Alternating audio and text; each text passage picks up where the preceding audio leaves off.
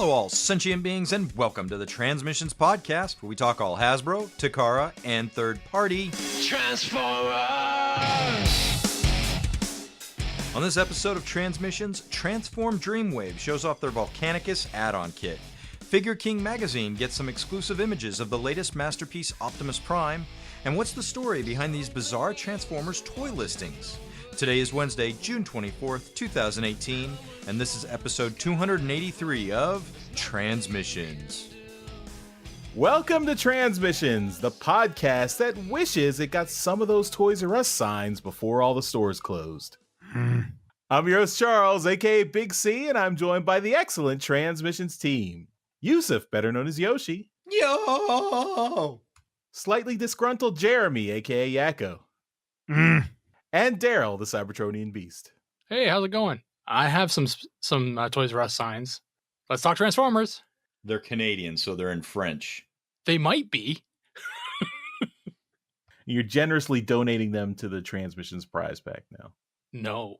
So kind of you, Daryl. Which pack is that going in? 1, 2, 3, or 5? Mine. All right, so as always, we start off with celebrating our new donatrons. And money. we welcome Scott, not Yoshi Scott, but a new Scott, to the Donatron fold. Thank you, Scott. All for my joining Scott, us. especially if they're giving me money. I meant the Scott that is related to you, though. He's not related to you. Yeah. This one isn't. Once they give him money, Yoshi probably considers him family. Oh, this Scott, great Scott. Rimshot. Thank you, Scott, for your service. We really appreciate it. And we hope you enjoy Transmissions. Continue to enjoy the benefits and the perks. Hope you are enjoying Transmissions Declassified. And a new episode should be coming very soon. What makes you say that? What on earth makes you think we're going to have another Declassified on time? I believe in you, Yoshi. Maybe I shouldn't, but I do. We're all counting on you. Is it my turn this month? Yes. So, Scott, about your money, thank you. It's non-refundable. Well, he hasn't actually given us the money yet because the month hasn't changed. They don't pay in advance? No. The fuck?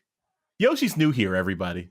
Yeah, so thank you, Scott. Go on, Charles. All right, enough with the shenanigans. Let's get into some toy news. All right. Well, I got a couple add-on kits for us to talk about this week. First up, there is a new set from Transform Dreamwave that will take your Volcanicus and add a whole bunch of bits to it to make it look a lot better. And I gotta say, I mean, I'm not a huge fan of Volcanicus, but this set really does add a lot to it. So if you look at a couple of the pictures here, you'll see what gets added. First things first, it adds a whole bunch of weapons for the figures individually, which is great because the weapons that come with them are garbage, if they come with weapons at all. Grimlock. And then... Fucking, are you serious? Yeah, Grimlock doesn't come with any weapons.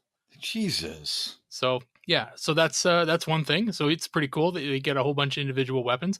Next, you get a giant fucking sword for Volcanicus. You get the big feet, the big hands. You know, that's kind of standard in these sets. You're getting a cod piece. Let's all gaze at the great cod piece here. I'm not done. Hang on. Take your time. Okay. All right. Now go ahead. I'm good. It's pretty great.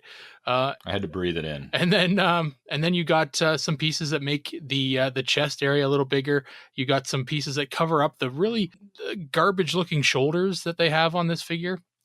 Basically, a lot of these parts are just fill out or fill in parts. Honestly, I think it looks really good when it's in Volcanicus mode here. Personally, if you're not getting an add-on kit for Volcanicus, I'm not interested. I think it looks like garbage without it, but this Transform Dreamwave kit really adds a lot to it. Charles, I know you're the only other one other than myself that has all the Dinobots that could form Volcanicus. Would this change your mind in putting them together? Not really. I mean, the kit does make it look better, but I still am not a fan of the Dinobot combiner. I do like the additional weapons though, like the swords and guns for the individual Dinobots. So those, I mean, I imagine they won't offer those separately. So Probably not, but I assume you could get them from like a Shapeways or something like that. no, maybe, yeah, but those look good. But yeah, the pieces for Volcanicus, it's fine, but I probably wouldn't go for it. But yeah, the hands with the claws, that does look good. It's much better than the stock Oh, hands yeah. that come with the figures. Yeah, he just looks like a lot more terrifying with the, the gold toes and the gold kind of fingernail claws thing going on there. Right. It fits the play pattern and the build, like the image that you want this guy to have when he's combined, and that's really cool. Hmm. Jeremy, what do you think of this thing and all added up to Volcanicus here? I think it looks okay. I too would. I'm not necessarily a fan of Volcanicus. I like what they've done here. The big sword, I believe, looks like the Fall of Cybertron sword. Is that right? Like Grimlock's sword from the game. Yeah, it does. It looks familiar. And then the smaller swords look like the, I guess, the G1 or the comic swords that they had.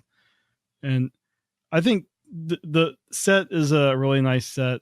I don't know if it would be worth getting it to split up with someone that does want the Volcanicus but doesn't care about the individual weapons. That might be something, but I mean, I don't know. I think these sets are great for those people that do see the value in making the combiner. Oh, for sure. The I'm looking at it right now. This is on pre-order currently at BTS. It's pricey for an add-on kit. It's $65. So if you're interested in doing something like this, it's going to be a bit of a big pill to swallow. I did buy one for their Bruticus. I haven't put it on yet because I haven't unpacked the Bruticus stuff, but it was $45. So this is by far their most expensive kit that they've put together. It's got all that gold. There you go. But I did have a second add-on kit that I wanted to mention.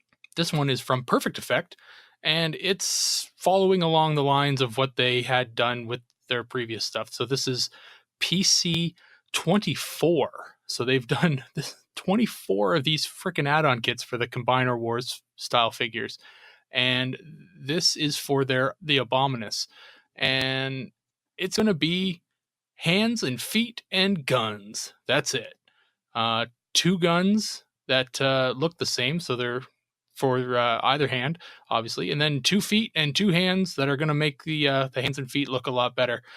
I was hoping that, you know what? I'm assuming that there's going to be a second set for Abominus because generally each combiner gets 2 sets, but they may not do a second set. But it's nice to, if you really are into the Abominus combiner and this is something that you wanted to do, you can go ahead and get new feet and hands for this guy. The guns, who gives a shit about the guns? It's the feet and hands, really. But would anybody consider, if you're going to finish a Combiner Wars combiner, let's take Volcanicus off the table because, yeah, he's not really supposed to combine. But if you were going to finish a Combiner Wars combiner, would this something like this from Perfect Effect be something you'd go after? Not for $36. That's a lot for feet, hands, and guns. Yeah. Considering for $10 more, you could get that Dinobot add-on kit. That's the Dinobot one is 64. Oh, yeah, no, 65. you said that was 65. Yeah. Oh, sorry. So never mind. Yoshi, I haven't asked you about any of it yet, actually, so I forgot you were on the show. Oh, Daryl, you're like my brother from another mother. How could you fucking do that to me? You almost made it. You almost made it through my entire spiel, and I remembered you right at the end here. Would fixing up an Abominus with giving it new feet and new hands, would that improve it for you at all? You know what? I'd have to absolutely love the character. If I never saw, maybe I did, and I was just too poor at the time, but I never saw like an awesome add-on kit for my Devastator. So, I really love that figure, and I'd be willing to dump some more money at it to upgrade him. Abominus, there is one. Is there? Well, I wonder what yeah. was wrong with it and why I didn't jump on it, other than maybe I was just too poor at the time. It's $60. That's why. I will say this, and this wasn't talked about, and I think it's an important thing that it wasn't talked about. But the fucking kit for Volcanicus, That is wickedly detailed. Like, it's so detailed, we looked over it. Nobody said anything. The swords are detailed. The guns are detailed. The hands, they've got the Black Panther claws and knuckle dusters on them. I mean, there's a lot of fucking detail in every single piece that they added. And it just blends in so perfectly with the actual figure. I feel like, that's why nobody said anything. But it's I don't think it should be underrated. It's a very beautiful add-on kit. Yeah, no, I agree. And I think that's the fact that it's existing on a figure that in normal fiction doesn't combine is what's going to be the part that kind of hurts it. For any old time fans like us, the Dinobots, they don't combine in any fiction, right? Except for that one weird fiction. Charles, I know you know it. Yeah, it's Kiss Players? It's not Kiss Players. No. No. You disgusting bastard. What the fuck is wrong with you? God, Jeremy. Jesus. Yeah, it's like the Abomination or so. I forget. It's on the wiki. Yeah. I forget what it's called, but it's like it's called Power of the Primes by Machinima. But yeah, no. So when we look at Volcanicus and we see, oh yeah, the Dinobots are going to combine. Well, that's not what the Dinobots did for us. So sure, they can make the combine mode look as cool as possible. I'm not going to combine them myself. I have them all, and I still have not combined them. So yeah, it's one of those things. I love what Transform Dreamwave have done with this kit. I won't be spending the money on it, regardless of how much it costs. I mean, I've been known to spend a ridiculous amount of money on add-on kits to make something look good. Stay tuned to trips to the store to see, because I've done it. I can't foresee keeping Volcanicus in combined mode. And if you're going to spend that kind of money on an add-on kit, you're going to keep them in combined mode. And that's too much for me. Do you think we'll see more add-on kits for Volcanicus? I think we've got the two big guys that are doing them. We've got Perfect Effect, which is already, I believe they've already said that they're doing one. We've got Transform Dreamwave doing one, and we've got a bunch of Shapeways kits doing them. So Shapeways are going to do little things here and there, and they're not really going to publicize it. They'll do it, and they'll kind of tell their friends, and you'll know about it on the boards and whatnot. But it'll be like the flavor of the month is right now Volcanicus stuff, because as soon as Predaking hits, which is starting to now, Predaking add-on kits are going to start flying around, and that's going to be the next big thing, like Devastator, because I think we saw 5 Devastator add-on kits, so it was the next popular thing. But yeah, I think we're probably at the max on that. So I did find the wiki entry on the previous Dinobot combiner called The Beast Within. It was apparently a pack-in comic on a UK only DVD release of the G1 season 2. So it's super common. The one thing, if you look at you can have fun looking at whoever wrote the wiki entry for this page had a lot of fun, because under errors it says this comic was produced. So the TF wiki is the best wiki. So yeah, this is not well regarded. All right, well that's all I've found this month or this week, guys. Jeremy, what do you got? I have more sad Toys R Us news. They're not closing Toys R Us in Canada, are they? I'm sorry to be the one to tell you this, Daryl, but no. That's good. They're closing it in Australia. They had tried to find a buyer and they failed. All 44 Australian Toys R Us and Babies R Us stores are going to be closed. 700 people are going to be out of work. And they're going to kind of follow what the US did. And the online store is closing on Friday, June 22nd. Gift cards and coupons will no longer be accepted after July 5th.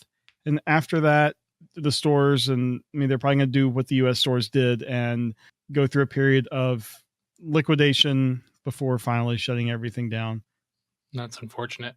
And on the US side, probably by the time that people hear this, Toys R Us US will pretty much be shut down. My store told me like today, as of Sunday, they had 2 more days left. Mm-hmm. So I think my wife got an email saying like they only had a few more days. So I think their goal was the end of June. Mm-hmm. So if you haven't been to Toys R Us, you might want to stop by, see if they're still open, see if you can snag anything. they're selling everything from the fixtures to office chairs. It's not tied everything. down. Make them an offer. Well, they'll have stickers on them, but I just had a stupid idea that Mike's going to have to edit out of this show, but we should all go into a Toys R Us and take our family photos there. It would be odd at mine. That would it would be like a happy family in a dystopian store. no, we would all be sad, and Daryl Right. would be smiling with the biggest shit-eating grin. We got so much stuff at ours. Yeah, I did take some pictures of like my bare bones Toys R Us today, so maybe I can put some of those pictures in the show notes. I was in the Port Huron one last weekend, and they had 12 days left at that point, which does put them at Tuesday, Wednesday, I think, if my math is right. So, Other thing I have is happy news. We have via Figure King magazine, we have some color. I'm guessing, I don't know if they're full production or pre-production shots, but Masterpiece MP43 Beast Wars Megatron. We're seeing the accessories it comes with, the different poses. This guy looks incredible. My only question, which I'm not able to see from these pictures, are the Dinobot head that makes his right arm, if that comes off or not. What do you think, Gerald? Do you think that is a removable piece? I assume that in the one picture that we're kind of looking at about this, if it did come off, they would have taken it off. Yeah. I mean, because in the show, his left hand did kind of hold the tail at times as a weapon, but he clearly has a left hand, but the right hand was the dinosaur head. I was just going to say, I know that the kind of shedding of parts is referencing to like one scene of the show, but I really don't like the look of that. Without it? Yeah. Yeah, I think the only time we really saw in the show both arms on this form was before he actually had this form, and it was just kind of in silhouette. You didn't actually really get to see it. Oh, Daryl, what do you think of this guy? I love the color. I really do. If I was collecting the Masterpiece Beast guys, this one would be on that list for sure. I know that the coloring is something that I think people are going to be looking a lot more closely at, because it's the one that we saw at the Tokyo Toy Show was hand painted, I believe was confirmed. But sometimes a hand painted figure can look a lot better than the production sample. So I think the paint job on this guy is going to be scrutinized a lot, but I love the color. I really do. It looks great. The head mold on him is fantastic as well. Yeah, I mean, I think it looks fantastic. But he needs the bulk of those parts to look intimidating and Megatron-esque. You take him off and he just looks scrawny, terrible. I don't like it. Yeah. And going into some of the accessories we get here, you have two interchangeable faces. So you have the normal kind of, I guess, resting bitch face that he has. And then you have kind of a more grimace, an action face. And then you get a hunting rifle that's seen in one episode, a laser blast for his T-Rex hand, and a toothbrush, because he used to brush his teeth in the show occasionally. But no rubber ducky. Yeah, no rubber ducky. But we do also get another display base. So he brushed the dinosaur teeth, not his robot teeth. An accessory is going to be made for that. The rubber ducky I mean, accessory. you're going to get a Shapeways rubber ducky easily. Multiple. Charles, what do you think of this? It does look really good. I agree with Daryl that the purple color is really nice. I don't like the taking off all the kibble stuff. I think that will ultimately make it less stable, like in terms of transformation. I mean, I envision every time you transform this guy, stuff is going to pop off that you have to pop back on. And I don't like the parts formery aspect of that. Yeah. I mean, I would, I mean, other than that, I think it looks really good. And yeah, I mean, it's probably outside my price range. I mean, I'm not really collecting the Masterpiece Beast Wars characters anyway. But this, for people collecting that, I think this is a really good figure. Enjoy. Yoshi, I know you have no association with this character at all, but what do you think of him? Well, with that said, He does look beautiful. He's very handsome, like Daryl suggested. I'm a couple of these. Well, one of these images. There's a shot here in T-Rex mode where he's got a hole in his eyeball. Well, I think it's just kind of supposed to be like the iris. Yeah, but none of the other pictures have that. Yeah, I mean, if you look at that where you see the hole and then you see below, you don't. I think the eye can like turn around to make it either look like it, you can have him staring at something, or you can just have the kind of generic eyes. Well, I'm real curious if they can maintain this paint quality through production, because it does look good. It is a very pretty looking figure. Takara, if they're known for nothing else, they're known for good paint jobs. All right, well, that is everything I got. So Yoshi, do you have anything this week? I have some new images, official images from the new Masterpiece Optimus Prime, the third Masterpiece Optimus Prime we have ever seen. And these come from Figure King magazine, the only magazine I subscribe to anymore, just in case anybody was wondering. Yeah, they have all the pictures. They have all of the pictures. There's no words. You don't have to read them. And these are still non-painted images of this new Optimus Prime that we're getting. To me, he still looks very Tetris-y, especially in alt mode. I remember, Charles, you mentioned last time you were a fan of the updated windshields that Optimus Prime has here. I don't know if I have to see this thing with paint apps, because I don't know if that's enough for me to pull the trigger on it. But what do you think after looking at these new images? Well, now I'm a little bit torn, because now it looks like he actually has two different sets of windshields in robot mode and truck mode. Yes. Mm-hmm. And I just think that's unnecessary. Well, in the previous model too, he had two different grills, and he's got two different grills on this one. It's because the robot mode is supposed to be your animation accurate. So less detail.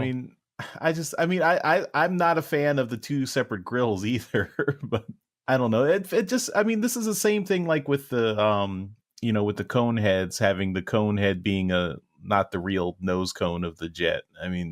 It does. I understand wanting to be so accurate to the animation model, but I feel like, the Transformer should be it should be a real Transformer. It shouldn't be like something where it's completely hiding all the truck bits in robot mode to have a different set of truck bits that that look more cartoony.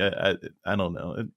I think I'm just nitpicking here, but they're asking some of us to dip in for this character a third time. I think you have a right to be nitpicky. They've got to greatly step up the bar to take the money from our wallets. Don't you think so, Jeremy?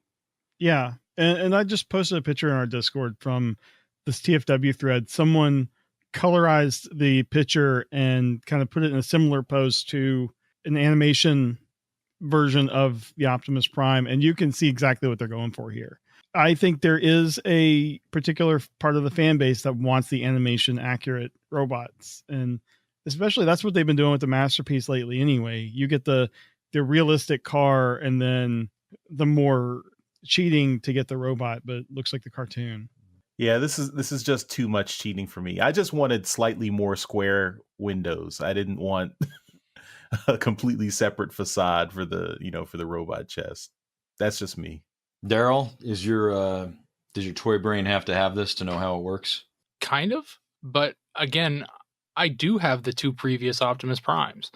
Do I buy a third? I have my MP10. It works quite well, but the windshield is different on the truck as it is on the chest of Optimus. The grill is different, which it has been for the entirety of the Masterpiece Optimus Primes, but the head is just, it screams animation model. Mm-hmm. I don't think I've ever seen a more animated Optimus Prime head than that one right there. It looks good, it's got, maybe the part just above his waist that kind of generally has been the front fender of the truck mode. Mm-hmm. Maybe that lower part of it could be a little bit further out to make it not look like the waist kind of cuts in so hard.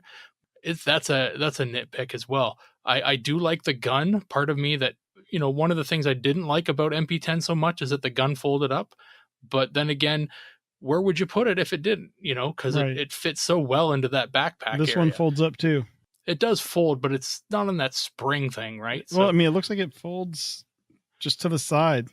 So it might go somewhere in the back, but who knows until we see it. I like the look of it. I want to mess around with it. It's got to come with a matrix in the chest, right? They all do. You can see in the window. Yeah, it's got the door there that flips up. I do want to figure out, I want to know how they flip those windows around and where they go, where the other one goes. It's not like they flip around and just, ta-da, the other one's on the other side, because those two lights that are on the top there for the chest, they're attached to the window, right? They're attached to that piece. It's not like you can just flip around that piece or extend it out, because if you look on the truck mode, there's a middle piece of that gets pushed away. There's a bar in the middle. So where does that go? If only we had an engineer on the podcast that could figure this out for me. Too bad. They're doing something with this, and they've been doing this with the last few figures that have come out, but they're very hesitant to show us the backside of this guy too. Oh, well, this is, I mean, prototypes. Yeah. You don't get a lot of stuff out of prototypes from Takara sometimes, and we're going to see a lot of this guy in the coming months. I hope they make this guy MP 100. So you've got MP 110 100 for Optimus Prime. That's a big jump, buddy. Isn't Beast Wars Megatron, isn't he like 44? Yeah. Let's I didn't say it would make sense. Let them have 100. That way we know how many other figures have to come out and how much time they have to improve this before we get it. My guess is it's going to be 50. Yeah, that's reasonable. So you think there's still going to be, let's say is Beast Wars Megatron, is it 44? It's 43. 43. Okay. So and that's the most recent one other than this one, right? Well, and you also have Beast Wars Dinobot. Or is that out now? It's coming out. But it was before. Yeah, so before. It's 43. So let's say there's no 44. So then we've got 7 figures, or 6 if this one is 50. 6 figures for them to put in between. Maybe I honestly don't think that they're going to skip it, but this will probably be 44. Did MP10 have light piping? No. You could change out the head if you wanted to, right, and give it something else, but there were a lot of different versions of it. I have one, and maybe it was a Target exclusive, but it's got light piping. You bought your MP10 at Target? No. This was way before MP10 ever came out, but it's Masterpiece scale. Because I don't think the MP01 had light piping either. And this one's all like battle damagey. It's got. I think it might have. I mean that's the MPO1 if it's the battle damaged. I have that one as well. Mine's not the battle damaged one though, and it doesn't have light piping. His smokestacks are also neutered. I'm staring at it, so I can tell you that, but it doesn't matter. Anyways, yeah. So that is what I have at the table today, Charles. What do you got, sir? All right, I got a couple little things. First, we had some spottings of new Transformers birthday cards at Walmart, and these birthday cards are featuring evergreen designs, so not movie designs, which seem to be more common and more prevalent these days, but evergreen designs, which are, I think they probably are going to be used a little bit in Cyberverse, but also they're used as the baseline for the Authentics line. And I like them. I think they are more in line with kind of updated G1 designs. So I think these designs are good to kind of evoke the classic and timeless nature of the G1 characters. And in particular, Megatron looks really good. And you can see he's partying because he put his fusion cannon away. So he's just dancing without his fusion cannon. So it's a party. Ain't no party like a Megatron party. But it says it's a birthday battle. Is Megatron running after Bumblebee? But he says party as I command. Yeah, he's running after the wallflowers that aren't joining in. Do you want me to play this? Since there's a circle around him, it's a battle royale scenario.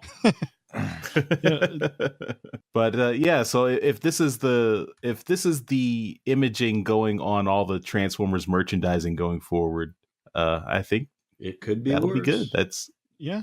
We've seen worse. Yeah, I mean it's been movie designs for the last 10 years. So moving away from movie designs is great. All right. The next bit I have is some quasi confirmation about those rumors we saw earlier about from the Amazon listings that had bizarre characters: Toilet Troop, Techie Team, Greaser Gang, and Jock Squad. So these were listings that were found that people were talking about, but had no idea what they referred to. And the official Hasbro Instagram confirmed that these things are at least somewhat real, because they said they had a bunch of an Instagram story where they had G1 characters talking about people are talking about our secret project, and should we tell them about it? And then it says, stay tuned. Where on their Instagram? I'm not seeing that post. It was Instagram Live. It deletes itself after 24 hours. However, I am noticing, Charles, that the last image on here has the subtitle of Hasbro Bizarre Transformers San Diego Comic-Con 2018. Yeah, so they'll probably be announced at San Diego Comic-Con. This will be like those rocker 80s Transformers at San Diego. What was it, last year or the year before, that nobody wanted? Oh, the Knights of Cybertron. Oh, yeah. Mm-hmm. Like, we're going to release some Transformers that don't exist. Then why do you think anybody's going to want them? We'll see. Unfortunately, that's true. We will see. I, for one, am looking forward to them re-releasing Scrounge as their Toilet Troop action figure. His special arm turns into a plunger. That's such a shitty joke, Jeremy. There's no other one like it. I do like that they use the screen cap they use from the G1 cartoon features Autobot Spike and half of Wheeljack. I just wonder if that's a clue. I mean, that's a pretty specific episode they pulled from. That's not, something they could have Googled themselves. Well, I mean, I don't know. Does one of these feel like an Autobot Spike to you? Techie Team, Jock Squad, Toilet Troop, Greaser Gang? That would be an interesting, because Autobot Spike was a culmination of a bunch of different parts from Transformers, right?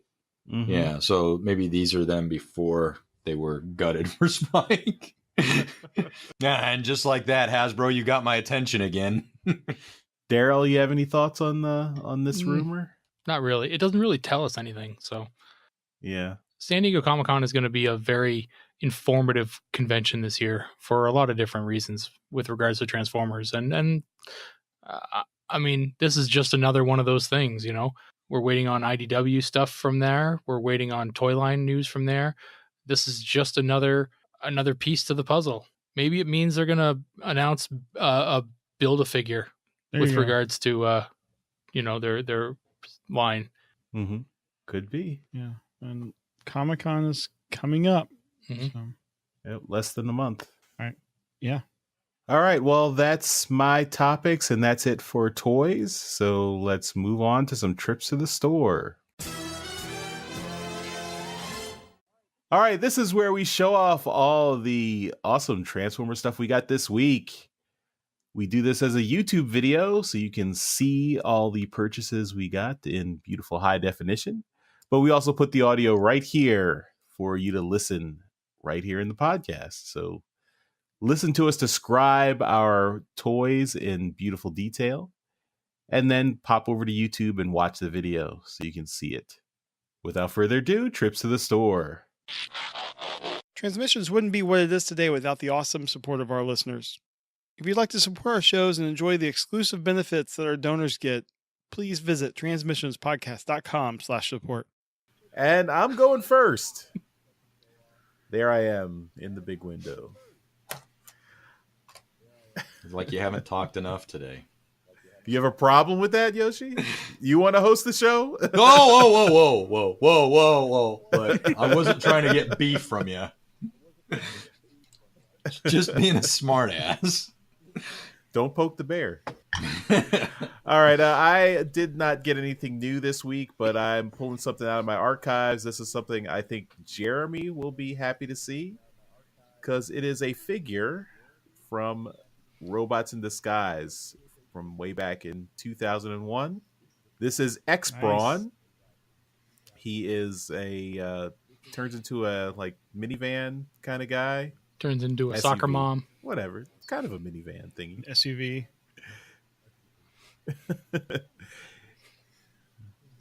I see did. he's He sporting has a Popeye arm. arm, and he did not skip leg day. So he is. His legs are strong, but his right arm is a pretty weak. Actually, he doesn't even have a hand on his right arm. He has a gun, but the gun is gone. So this figure is Daryl complete. Yay! All right, Jeremy, you got something? I have a few little things. I showed off some of these types of things a couple weeks ago, but I went back to my Toys R Us, and among the few things that they had were more of these little. Can't remember what they're called.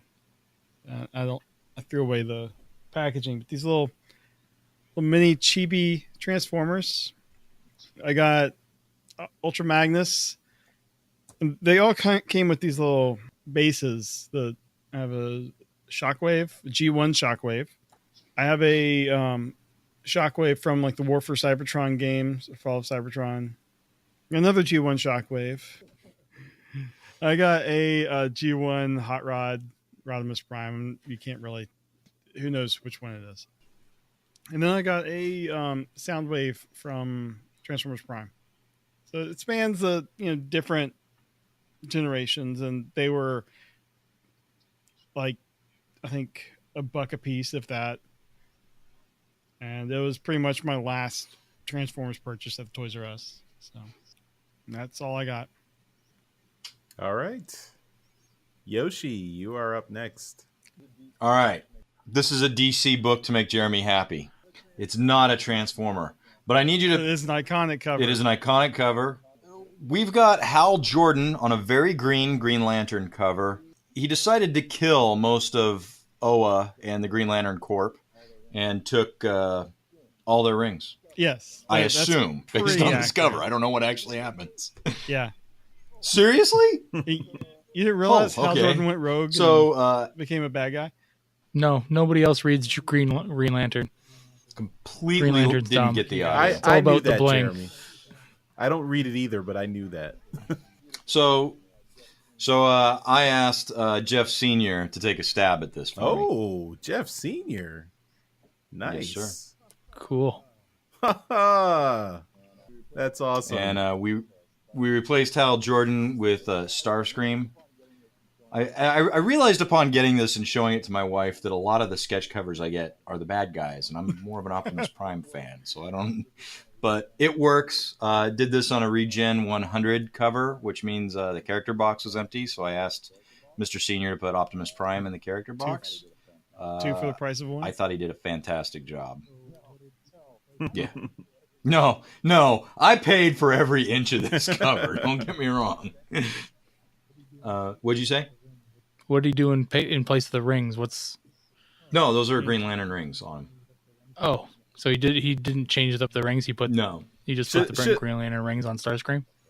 I asked him to put the Green Lantern rings on Star. Oh, okay. Or Decepticon logos. You can pay fees and have the covers you want made. That's what I wanted made. Yoshi, repro labels.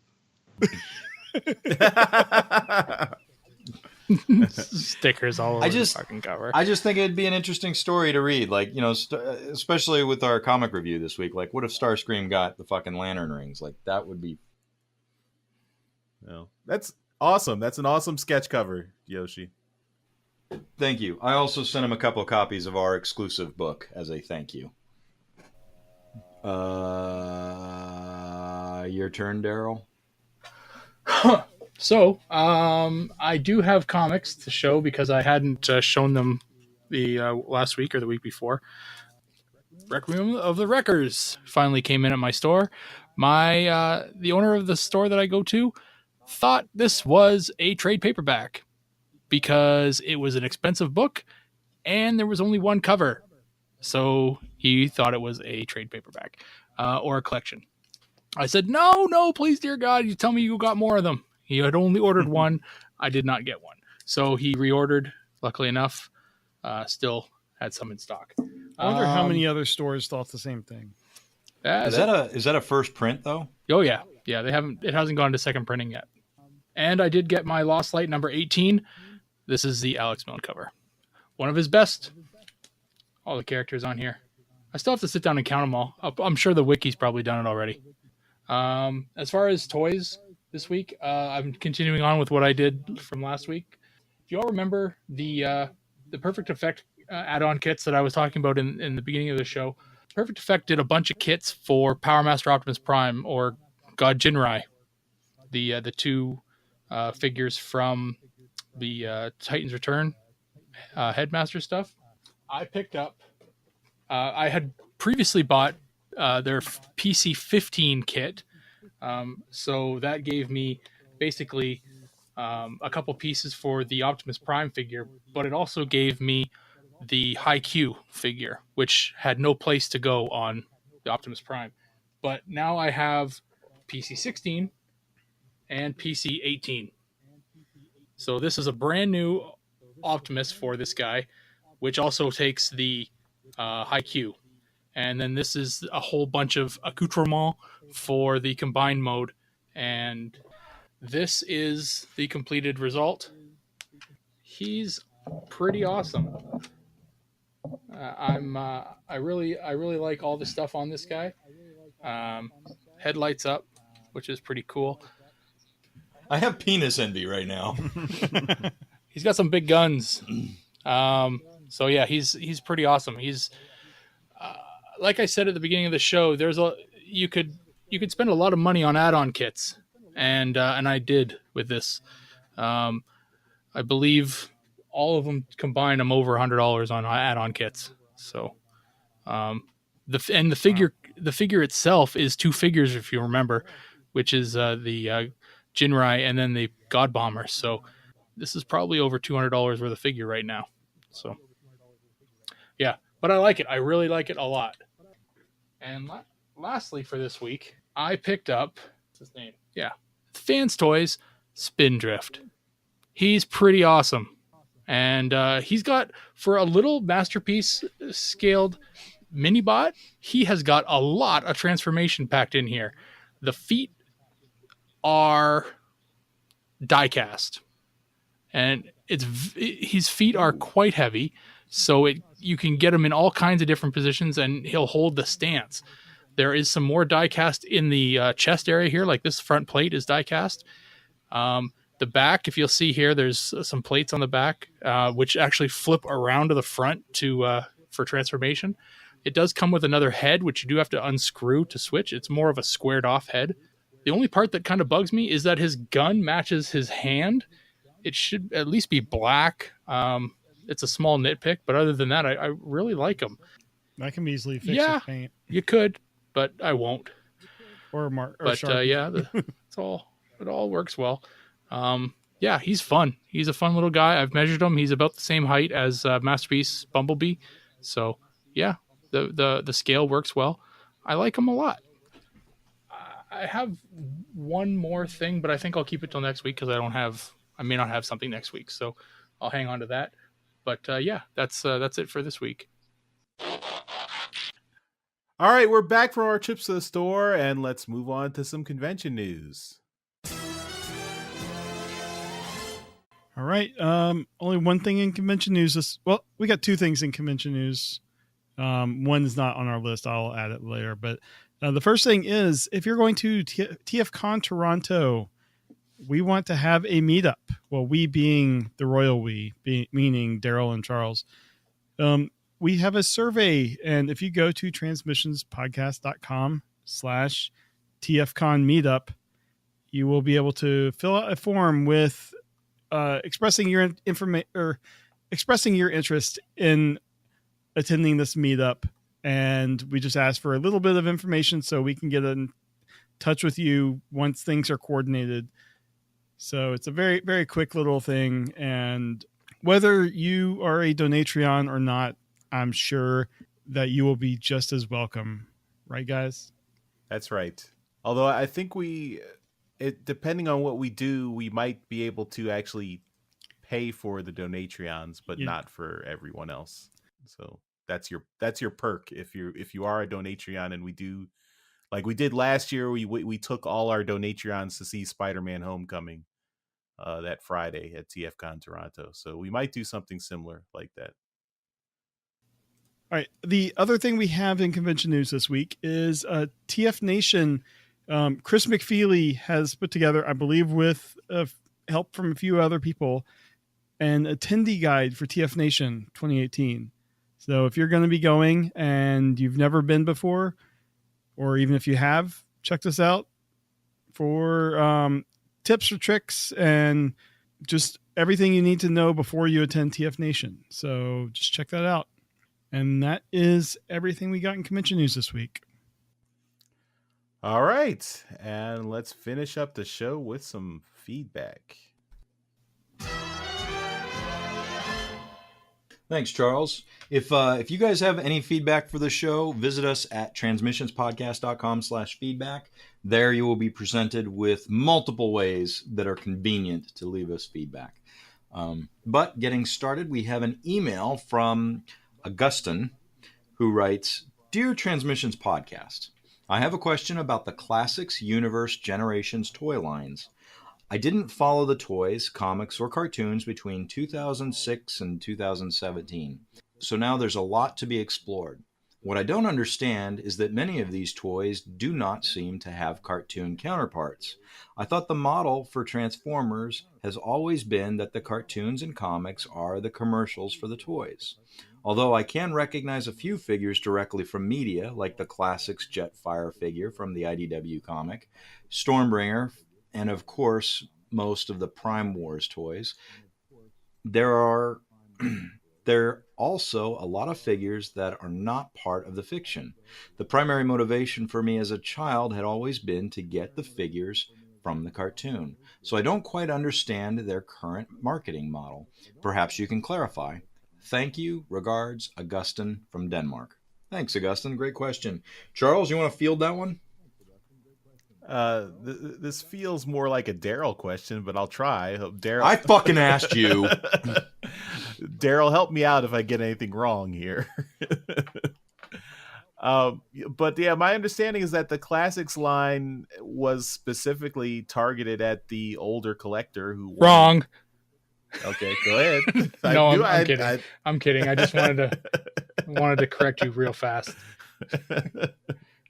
But yeah, I mean, the Classics line is geared at the older collector who wants toys that represent the characters from the media of their youth, which would be primarily the G1 stuff. So, more articulated, better engineered G1 like toys.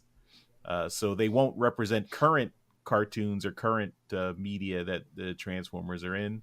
But there are some exceptions where a lot of the Generations lines were tying into the comics, the IDW comics, in starting in, I guess, 2013, 2014, when they put out the Spotlight issues that had pack-in toys. So a lot of the comics were packed in with the toys. So you got updated G1 characters that were featured in the comics, and they got new versions of the toys, as well as just different designed older characters and G1 characters. So that's what that line is meant for, and that continues with the Combiner Wars figures, the Titans Return figures, the Power of the Primes figures. Those are all meant to be G1 homages. And the other toy lines are reserved for the current media. So like the Transformers Prime, the Robots in Disguise 2015, those toy lines are the current cartoon that are meant for the kids who are watching those cartoons. And then, of course, you have the movie lines, which are meant for kids who see the movies and want to go pick up the characters from the movies. So I think those are the major lines of toys that Hasbro is doing. Did I miss anything, Daryl? What did I get wrong there? No, that's pretty much it. The only thing I would add is that the Generations or the Classics, as it's referred to lovingly as the Chug line, is the alt modes and stuff like that were updated to kind of, even though the characters were generally G1 in their look, they wanted to still kind of keep them up to date with the look and feel of newer vehicles and stuff like that. So you'd have your Hot Rod or your Sideswipe would still be a Lamborghini-esque, vehicle. Your hot rod would still be a super sleek kind of race car looking thing, but they weren't trying to evoke the G1 style, but still make them just update the design a bit, kind of give it some punch. But yeah, you're basically right. Yeah, it's just it's a line for people who remember the old stuff but don't want to collect the old stuff. They want to have new toys. And can you remind everyone what Chug stand for? I think that's something I was not familiar with originally. Yeah, sure. It's classics, universe. Henkei is the H, although in North America I usually just kind of substitute Henkei for Hunt for the Decepticons, and Generations. I guess now you'd have to put a few more acronyms on the end of it, but it's still kind of you can dumb it all down to classics. Really, if you refer to it as classics, then you're fine. So yeah, now I guess it would be Chug Katupa for there's a bunch in put there. The Combiner Wars, Titans Return, and Power of the Primes on the end. Now, yeah, exactly. Now, but technically those are all part of Generations if you look at the packaging. Yeah. But no, it's Generations has gone on a very long time. I guess also I neglected to Masterpiece. That's the other, I guess, separate line of toys that Hasbro and Takara do. So Masterpiece is more trying to really capture the original G1 or Beast Wars figures, I guess, nowadays, with very highly detailed and accurate to the cartoon, and at a much higher price point than any other toy line. There you go. Hope we answered your question, Augustine, and I'm sure some of our other listeners will come out to correct us on anything we got wrong. It's a great question. Thanks for submitting it. Next, we're going to go to our website where we have some feedback for episode 278. First up is Dinobot Maximize, who writes, I should have been a little more specific in my question about repro labels, which is Toy Hacks. In other words, explain that into all Transformers. Do you prefer the Hasbro Takara labels, or do you wait to see the Toy Hacks sheets that normally come out? Or do you recommend both? I am waiting on bated breath for those collections videos. Well, you've probably bought the most, Daryl. Is there a part of you that prefers Hasbro labels from occasion, or do you like to do the upgrades? I mean, generally, if it's a new figure, I don't really do the labels on new figures. I get labels for the old figures and replace the labels. But when it comes to new figures, in regards, I believe this question is still is a continuation on his original one regarding Trypticon. I wouldn't use both sets myself, and I generally won't wait for the set. So like if there's a figure that I own or have bought, whether it be original, mainline, or third party, if I really like the figure, then I will pursue a Toy Hacks label set for it. If not, I don't care too much about it. But it's one of those things that if it comes with labels, like the Trypticon does, I own Trypticon. I still haven't put his labels on. I don't have that kind of time. So if the mood strikes me, then I will. But I've still got labels for Fortress Maximus to put on, and I'm sure Predaking's going to come with labels. It gets to be too much. The sheets are expensive. I know the Trypticon one is quite expensive. So when it comes to stuff like that, I'd rather spend the kind of money needed for those sheets on a figure or two. I'm sure it's different for everybody, because some people I'm sure out there are just like, whoa, Trypticon, that's the only figure I'm ever going to buy. I could spend some money upgrading. It just depends on how you're collecting. Sure, of course. It's like the add-on kits I used. I showed off tonight in Trips to the Store. A lot of people would have disregarded the God Jinrai figure because of some of the issues that it had at the start, and that's fine. I really liked the way that it looked combined, and personally, I wanted to pursue the full add-on kits for all three of them. And sure, maybe I spent more money than I needed to. That doesn't matter. I like the way it looks.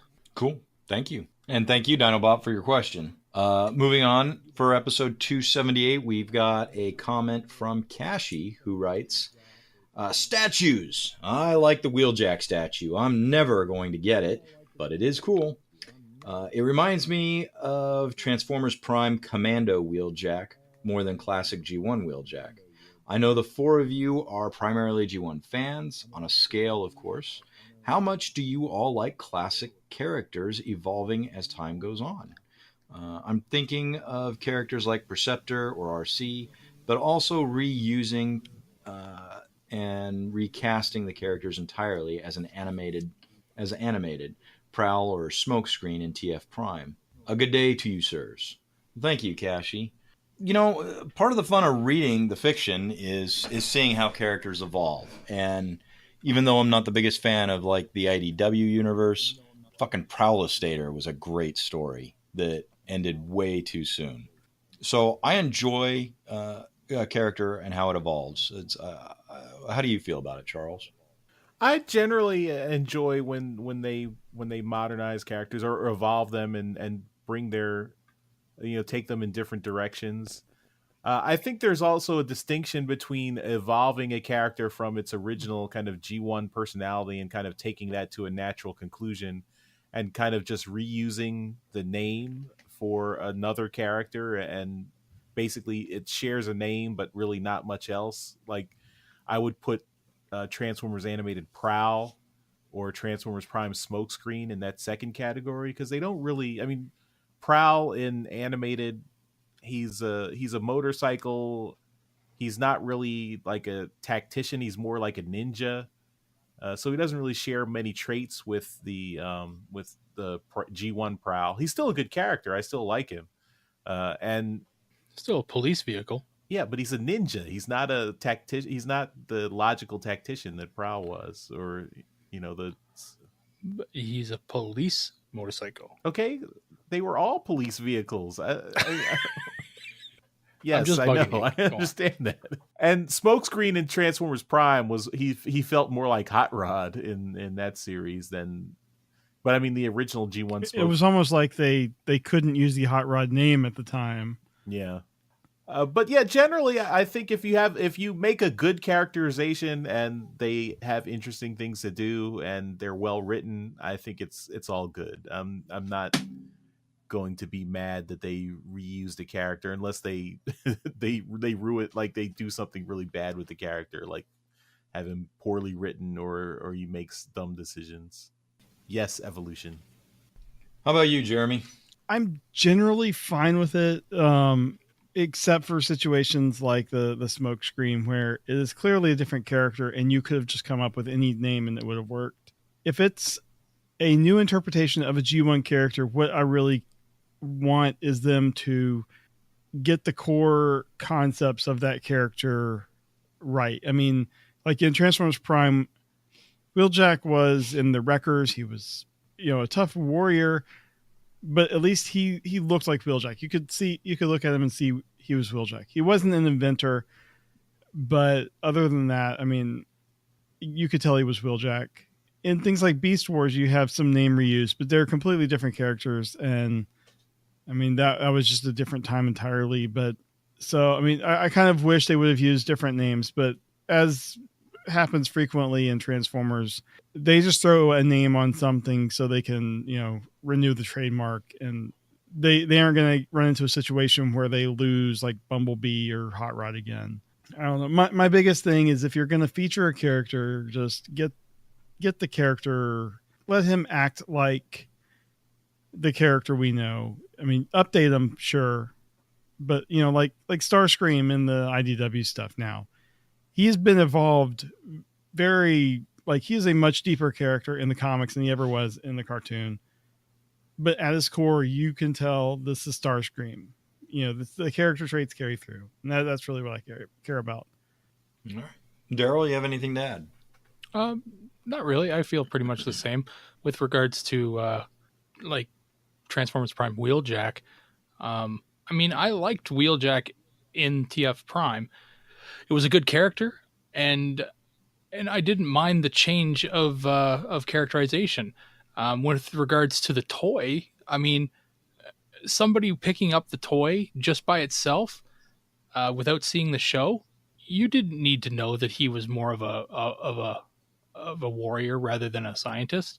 You could have put that toy into anything, like any play pattern, and it would have worked. You know, it's not like he came with. I mean, he came with a gun, I believe. That was about it. But yeah, he was. You know, it looked the part. It was a G1 looking Wheeljack with the paint job and everything. It you know, it looked the part for Wheeljack, and the head sculpt did well. Changing characterizations, I don't mind it. I like, as long as they look the same as they did. Things like what Charles said with the animated Prowl, that's a complete 180, right? And it's a different character. I mean, I would have preferred them to call him something else. What Jeremy said about them just renewing the trademarks and stuff like that for that character, that's all that was for, and that's fine. That there is a business behind it. We all know that. As far as my preference goes, I'm not too concerned about it. All right. Well, thank you so much for your question, Kashi. We really appreciate it. Again, if you guys have any feedback or want to hear your sexy voice on the show during our feedback section, check us out at transmissionspodcast.com/feedback. There you have all kinds of ways to get a hold of us, and we encourage you to do so because we like getting and reading feedback. And that's it, Charles. All right, well, that takes us to the end of the episode. Thanks, everyone, for listening, and we will see you next time. Bye-bye. Bye. Bye. Later. Thanks for listening to Transmissions. Remember, you can help support the show by donating to us directly via Patreon or PayPal. Once you become a donor, you will receive access to donor-only goodies, like donor-only contests, listening to us record Transmissions live, and getting Transmissions swag at 20% off. You can find links for this at transmissionspodcast.com/support. Subscribing to us on Stitcher, iTunes, and Google Play is also a great way to support us here at Transmissions. Every subscription we get helps us get better noticed on those services. Leaving us a comment and 5-star review doesn't hurt either. Be sure to come chat with us on Discord. You will find a link for Discord at transmissionspodcast.com/Discord. And of course, you can always send us an email at feedback@transmissionspodcast.com. Thank you all for listening, and we'll see you again next week.